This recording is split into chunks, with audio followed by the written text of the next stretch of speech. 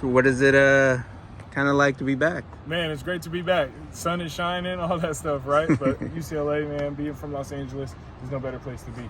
And then obviously with a familiar staff, even some new guys that they brought in, man, we got things cooking, and spring ball's been great so far. I mean, I know Chip and some of the main guys are still here, but has it changed kind of drastically? It's changed a little bit. Okay. I'm sure you know on defense it's changed. There's been some spot shuffling around and all that stuff. But the group we have right now works tremendously together, especially in the back end, all the collaboration we got, having a secondary coach as our DC and Coach Lynn, got Coach Norwood around. Coach Burns has been here as an analyst for a long time, and then myself, man, we just got ideas cooking. Yep. There you go. Can you tell us a little bit about those ideas that are cooking? Yeah. You'll see a lot of stuff that's carried over from the Ravens. You know what I'm saying?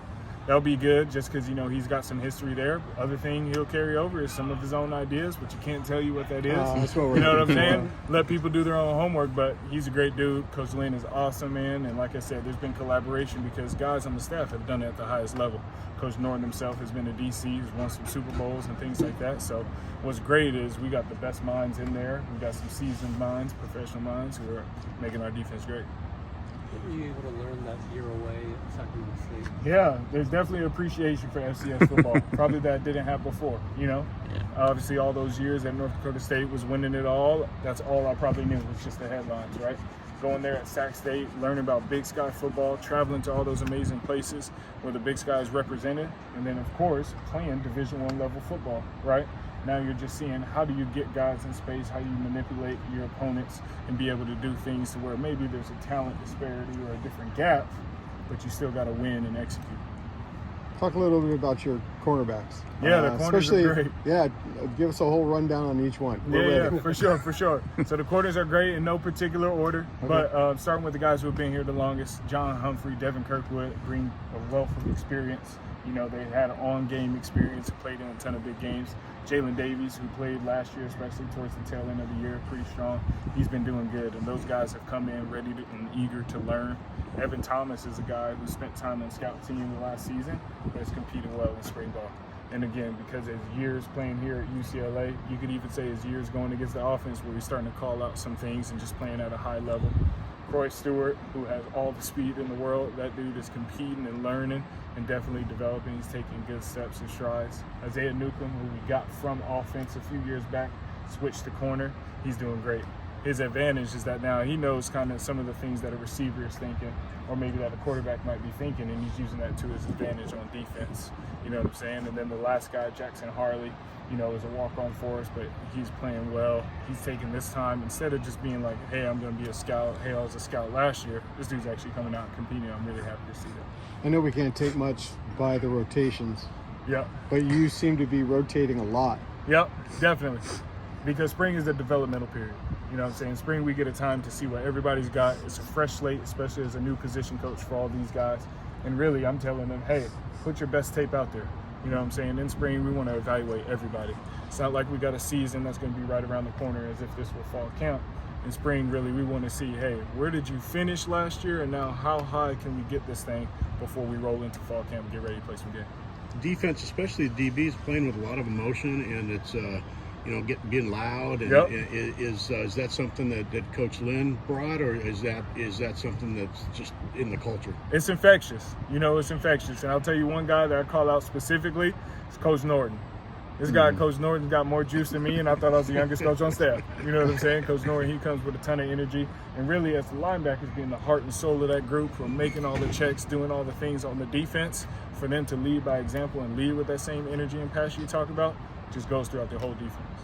So you got a bachelor's and a master's in like product design? Yes, sir. So were you planning at one point to go into business, and then all of a sudden you got the coaching bug, and now you're a coach? Yeah, I was actually a footwear designer for a little bit, so worked in the Adidas? industry. Yep, at Adidas for a little bit. And what was cool is I worked in football, so I was doing on-field design, doing uniforms and cleats, and being so close to the game, got that bug itching again, and I had to get back to the sport that I love.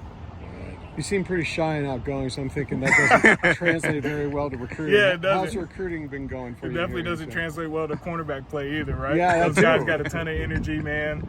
Kind of the way they move is the way the whole team moves. You know, they're the most stylish, most flamboyant, all that stuff. But in recruiting as well, you know, you're kind of tasked with the newer generation who's got social media, who sees all these things, right? Now I got to be able to relate to them. You know what I mean? Not to say all of our other coaches on staff don't do a great job. They do a tremendous job. But now they're getting hit from all angles. And that's what's cool about the way we tackle recruiting is, as you know, everyone has areas and all that stuff. But when now you see multiple different faces on staff and connect to multiple different personalities, that's how you win a kid. Yeah, some of the older guys asking you how to like slide into a DM.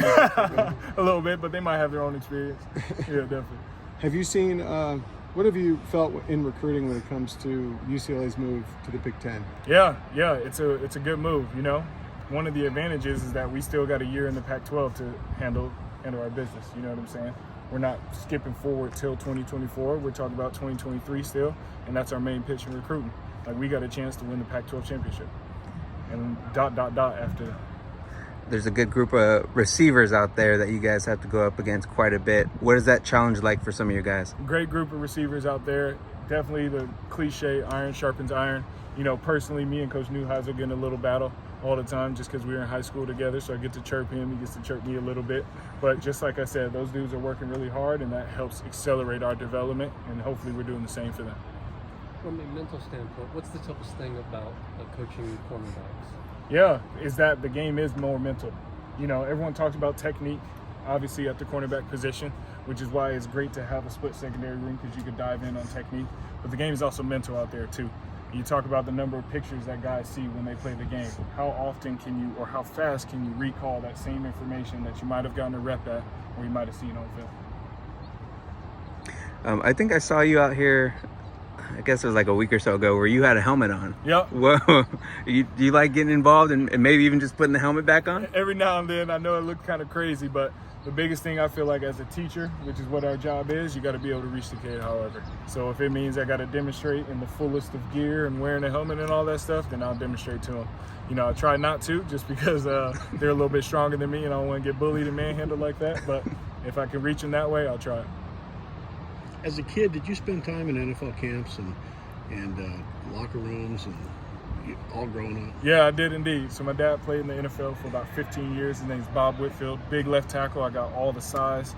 I weigh 330 pounds just like him, obviously. But yeah, I got to spend a ton of time in NFL locker rooms, which was great and kind of started my first love for this game.